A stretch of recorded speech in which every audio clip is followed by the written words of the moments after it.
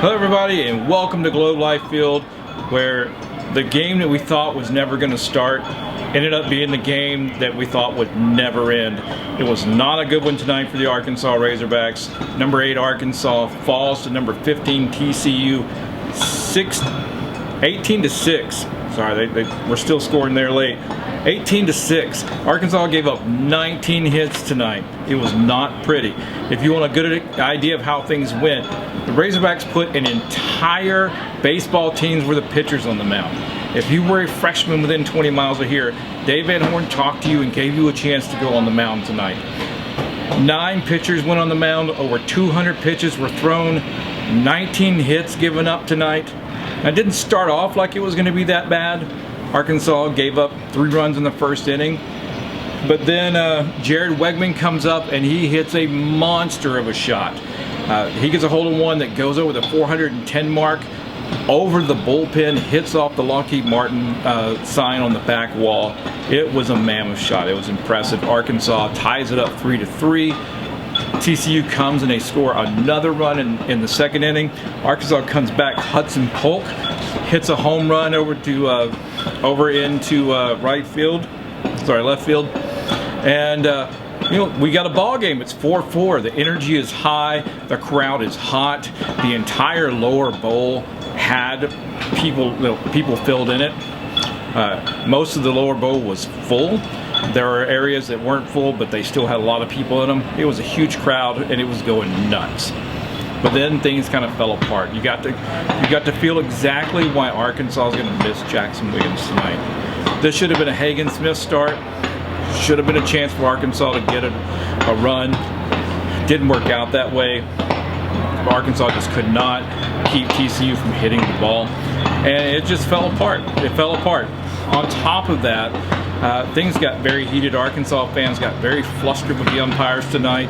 They got very vocal. There was a point in time where it got so loud and chippy in here that there was genuine concern that Arkansas fans might physically try to go after an ump, which I never thought before would be an issue, but that's how bad it got.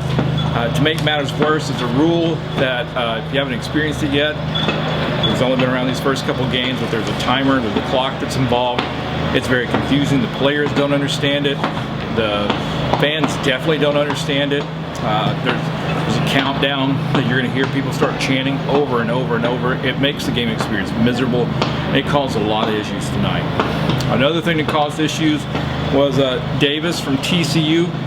He was the player of the game, had a lot of amazing plays, but the one that's going to stand out in Arkansas's mind is going to be the home run that he hit late in the game. In the middle of all the booing and the chaos that was going on with the Arkansas fans, there's a point in time where Arkansas had gotten called for stepping out and taking too long and all this with this new 20-second rule.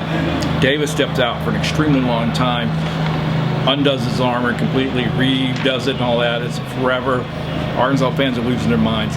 He steps in on the first pitch, jacks it over the left field wall, stands there, watches it all the way, flips his bat as high as he can into the infield as a gesture to the Arkansas Razorback fans, trots his way around, gives some hand signals along the way, and it did not go over well.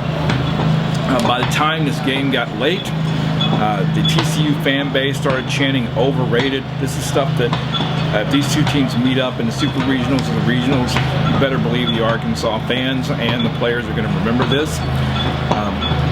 But overall, not a good night. Not a good night at all for the Razorbacks. They get a chance to go home, sleep it off, come back fresh tomorrow to play Oklahoma State, who also lost earlier today in a heartbreaking game, 11-9, after a huge 8th inning comeback. So we'll see how things go. On a side note, on a positive, because that's how we want to end this, huge shout out to Courtney Deifel, the head softball coach for Arkansas Razorbacks. Ended up in Clearwater, Florida today. They beat Indiana 7-0, and then they turned around and beat number 22 Louisiana. Those 2 wins make Courtney Deifel the winningest softball coach in the history of University of Arkansas. So congratulations to Coach Deifel and her team. As for here, it's not all cheers and joy, but you know what? We're going to wake up tomorrow and do this again.